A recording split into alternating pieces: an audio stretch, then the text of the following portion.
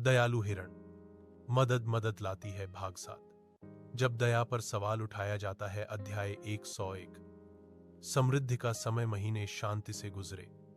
सुखवन और कांतावन दोनों जंगल फिर से फल फूल रहे थे। पेड़ ऊंचे हो गए, नदियां लगातार बहती रहीं और युवा जानवर बिना डर के खेलते थे। साझा प्रयास के कारण भोजन प्रचुर मात्रा में था और समृद्धि आराम लेकर आई। लेकिन आराम कभी कभी भूलने की बीमारी लाता है। अध्याय 102। संदेह की फुसफुसाहट। कुछ जानवरों ने फुसफुसाना शुरू कर दिया। हम बहुत अधिक साझा करते हैं, एक बार सिंघा ने कहा। हमारा जंगल अब दूसरों को खिलाता है, एक और ने कहा। शब्द नरम थे लेकिन शक्तिशाली। चिंटू ने बदलाव देखा। चेहरे कम एकजुट लग रहे थे, आंखें अंदर की ओर मुड़ गईं। अध्याय 103।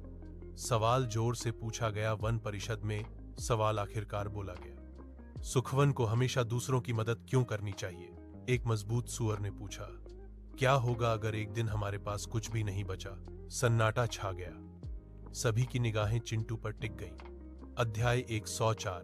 चिंटू का कोमल उत्तर। चिंटू धीरे से खड़ा हुआ। हम मदद करते हैं क्योंकि हमें कभी मदद की जरूरत थी, उसने कहा।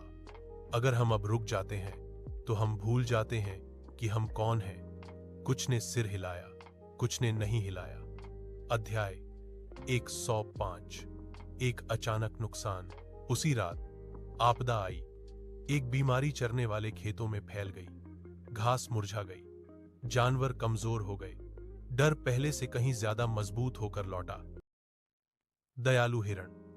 मदद मदद लाती है भाग साथ। जब दया पर सवाल उठाया जाता है। अध्याय 101। समृद्धि का समय महीने शांति से गुजरे। सुखवन और कांतावन दोनों जंगल फिर से फल फूल रहे थे। पेड़ ऊंचे हो गए, नदियां लगातार बहती रहीं और युवा जानवर बिना डर के खेलते थे। साझा प्रयास के कारण भोजन प्रचुर मात्रा में था और समृद्धि आराम लेकर आई। लेकिन आराम कभी कभी भूलने की बीमारी लाता है। अध्याय 102।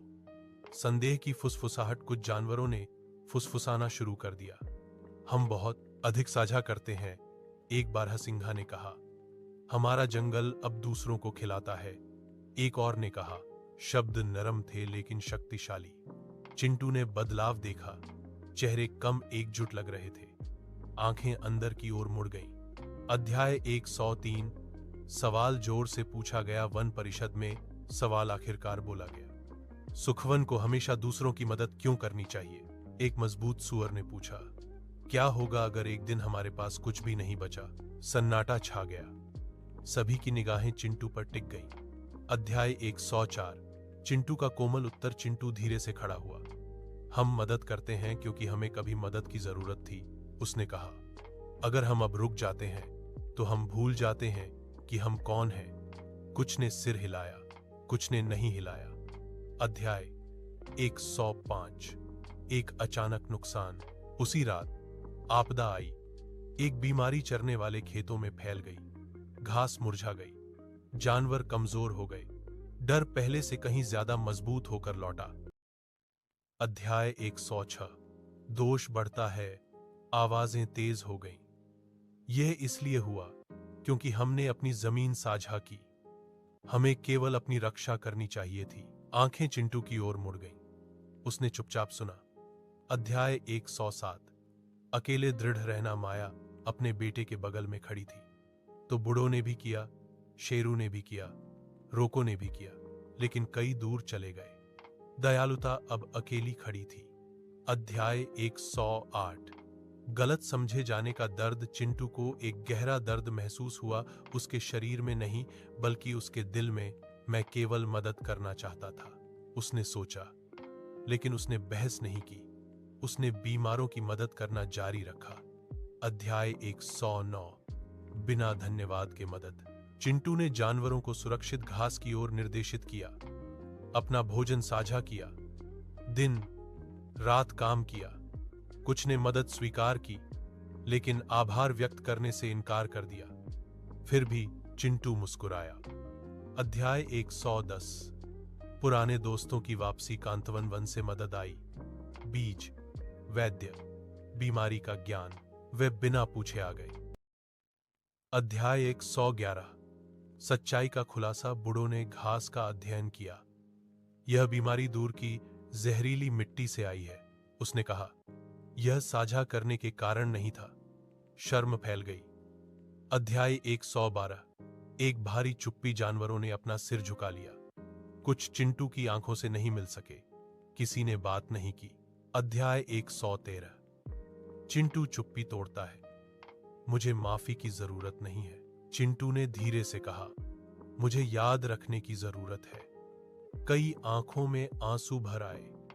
अध्याय 114। हिरण जो कभी नहीं गया। दोष लगने पर भी चिंटू रुका रहा। यह सच्चाई किसी भी शब्द से ज्यादा जोरदार लगी। अध्याय 115। एक बदला हुआ परिषद। अब निर्णय सावधानी से लिए गए। अब डर का राज नहीं रहा। बुद्धिमत्ता लौट आई। अध्याय 116। शक्ति का पुनर्निर्माण। घास ठीक हो गई। जानवर ठीक हो गए। जीवन धीरे धीरे लौट आया और इस बार आभार बना रहा। अध्याय 117। एक वादा। नवीनीकृत वन एक साथ बोला, हम फिर से नहीं भूलेंगे। हवा ने उनके वादे को आगे बढ़ाया। अध्याय 118। एक शांत क्षण। चिंटू सूर्यास्त के समय अकेला खड़ा था। माया उसके साथ आई। तुम्हारी परीक्षा हुई, उसने कहा। चिंटू ने सिर हिलाया। और दया बनी रही, उसने आगे कहा। अध्याय 119। अज्ञात के लिए तैयारी। बूढ़ों ने धीरे से चेतावनी दी। सबसे बड़ी परीक्षा अभी बाकी है। चिंटू ने भी इसे महसूस किया। अध्याय 120।